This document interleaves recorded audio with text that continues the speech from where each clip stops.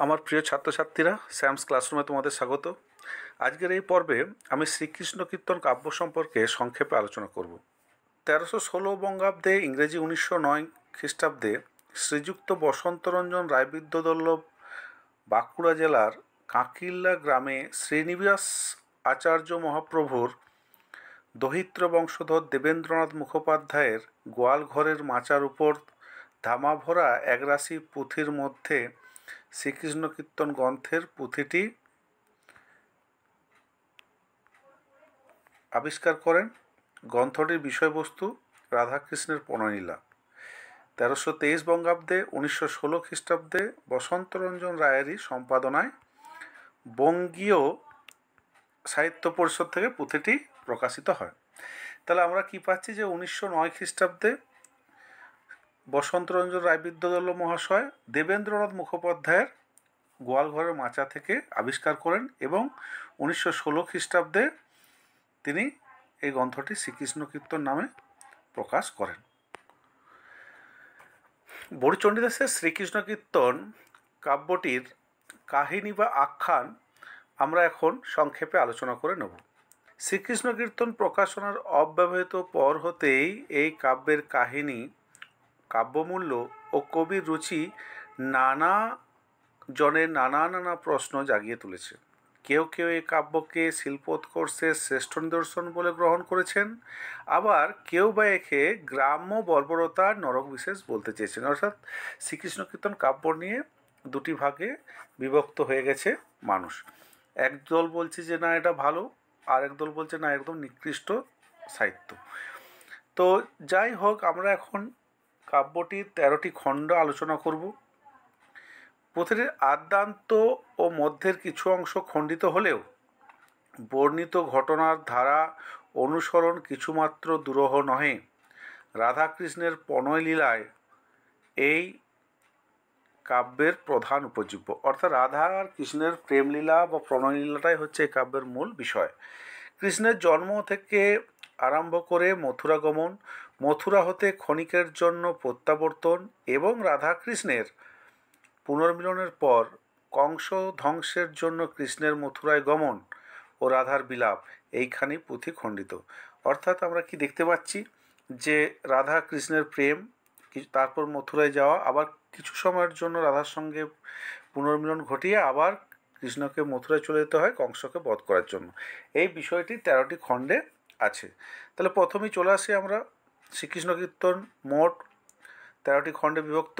কী সেই খণ্ডগুলি? জন্মখণ্ড, তাম্বুলখণ্ড, দানখণ্ড, নৌকাখণ্ড, ভারখণ্ড, ছত্রখণ্ড, বৃন্দাবনখণ্ড, কালিয়া দমনখণ্ড,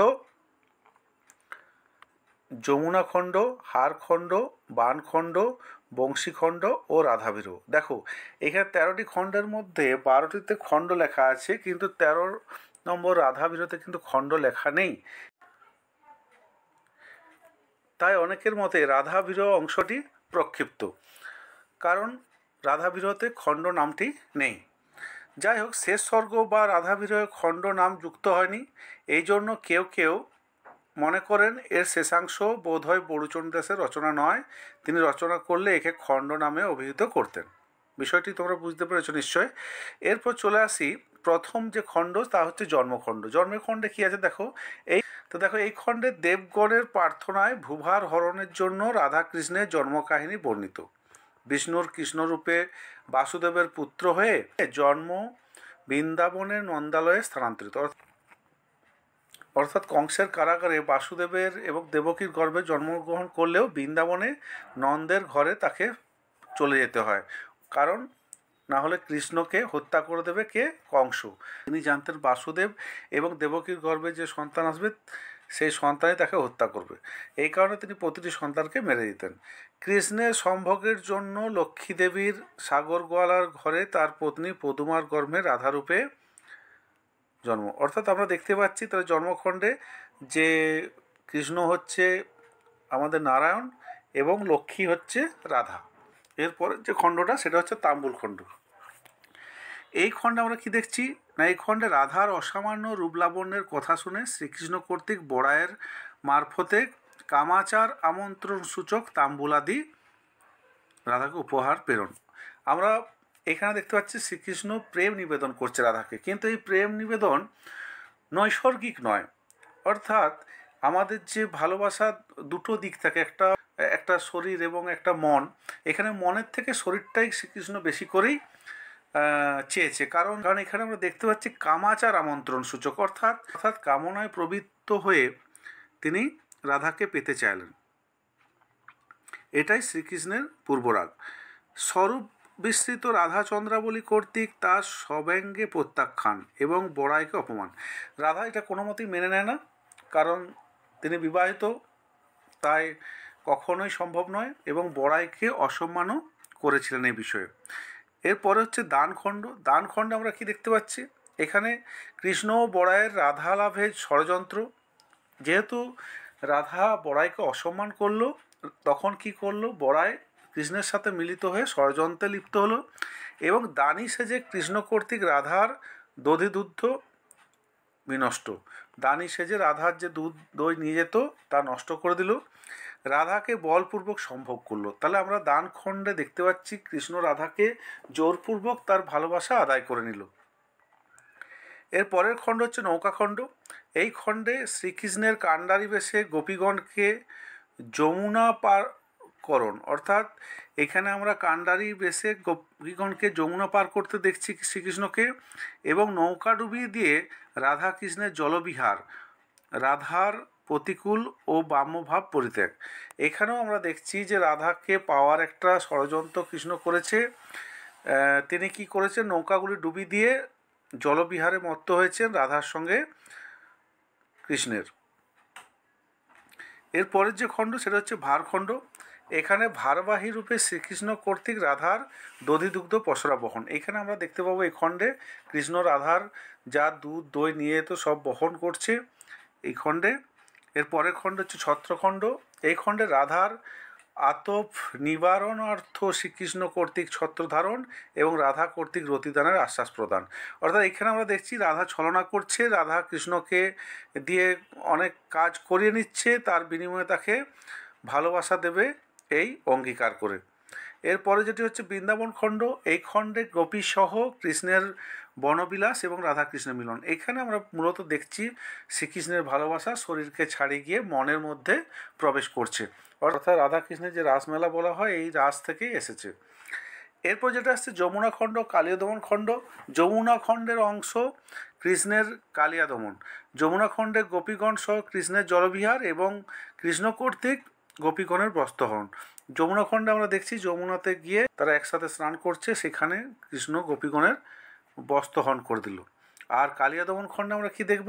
কালিয়া দমন খণ্ডে দেখতে হবে যে কালীয় নাগকে যমুনা থেকে উদ্ধার করে দক্ষিণ সাগরে পাঠিয়ে দেওয়া হলো।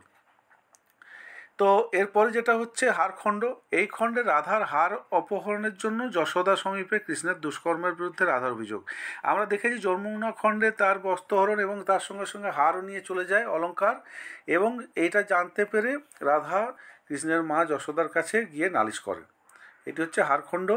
এরপর হচ্ছে বাণখণ্ড। ক্ষুব্ধ কৃষ্ণের প্রতিশোধ গ্রহণের জন্য রাধার প্রতি মদন বাণ নিক্ষেপ। যেহেতু রাধা তার মাকে গিয়ে সব কিছু জানিয়ে দেয়, এখন যশোদা নিশ্চয়ই এমন কিছু বলেছিল যার জন্য কৃষ্ণ রাধাকে মদন বাণ নিক্ষেপ করে, রাধা মূর্ছা যায়। কৃষ্ণের অনুতাপ, ক্ষুব্ধ বড়াই কর্তৃক কৃষ্ণকে বন্ধন, কৃষ্ণের সকাতর অনুনয় বন্ধনমোচন, পরে রাধার চৈতন্য সম্পাদন এবং রাধা কৃষ্ণ মিলন। তো যেহেতু বাণ মানে সেটা বড়াই কোনো তো মেনে নিতে পারে না, কৃষ্ণকেও তখন বেঁধে ফেলেন। কৃষ্ণ কাকুতি মিনতি করে এবং পরে কথা দেয় যে রাধার জ্ঞান তিনি ফিরিয়ে দেবেন। এই বলে বাণখণ্ড শেষ হচ্ছে। তারপর হচ্ছে বংশীখণ্ড। এখানে বংশীধ্বনি শ্রবণে রাধার উৎকণ্ঠা, বড়াইয়ের উপদেশে রাধা কর্তৃক কৃষ্ণের বাঁশি অপহরণ, কৃষ্ণের অনুনয় বিনয়ে রাধার বংশী প্রত্যর্পণ। অর্থাৎ এখানেও আমরা দেখছি রাধার এক ছলনা। কৃষ্ণ যেমন বাঁশি বাজাতে ভালোবাসতেন এবং বাঁশি বাজিয়ে রাধাকে উৎকণ্ঠিত করে তুলতেন, তখন বড়াইয়ের উপদেশে রাধা কৃষ্ণের বাঁশি চুরি করে নেয়, যদিও কৃষ্ণের অনুনয় বিনয়ে আবার সেই বাঁশি ফিরিয়েও দেওয়া হয়। শেষ যে খণ্ড সেটা হচ্ছে রাধা বিরহ। এখানে রাধার বিরহ, রাধাকৃষ্ণের মিলন, রাধার শান্তিজনিত নিদ্রা, সেই অবকাশে কৃষ্ণের কংস বিনাশার্থ মথুরা যাত্রা। এই পর্বে আমরা দেখব যে রাধা বিরহ যেখান থেকে শুরু হচ্ছে সেখানে রাধা এবং কৃষ্ণের আরেকবার মিলন হয়েছিল। তারপর রাধাকে ত্যাগ করে, নির্দিত অবস্থায় ত্যাগ করেই কৃষ্ণকে চলে যেতে হয় মথুরায় কংসকে বধ করার জন্য। অর্থাৎ তার যে মূল কাজ, যে পৃথিবী থেকে কংসের পাপকে ধ্বংস করা, সেই কাজে তিনি অগ্রসর হলেন। রাধা আর কৃষ্ণকে পায় না, এখান থেকে শুরু হচ্ছে রাধা বিরহ। এই প্রসঙ্গে বলে রাখি, যেখান থেকে রাধা বিরহ আমাদের শুরু হচ্ছে সেখান থেকে আমরা এক কথায় বলতে পারি বৈষ্ণব পদাবলীর পদও কিন্তু আমরা শুরু করছি। আমরা যে বৈষ্ণব পদাবলী পড়ব সেই এই রাধা বিরহ থেকেই উৎপত্তি, একথা মনে করা হয়। আশা করি তোমাদের এই পর্বটি বুঝতে পেরেছো। যদি কোনো অসুবিধা থাকে অবশ্যই কমেন্ট করে জানাবে। ভালো থেকো, ভালোভাবে পড়াশোনা করো। টাটা।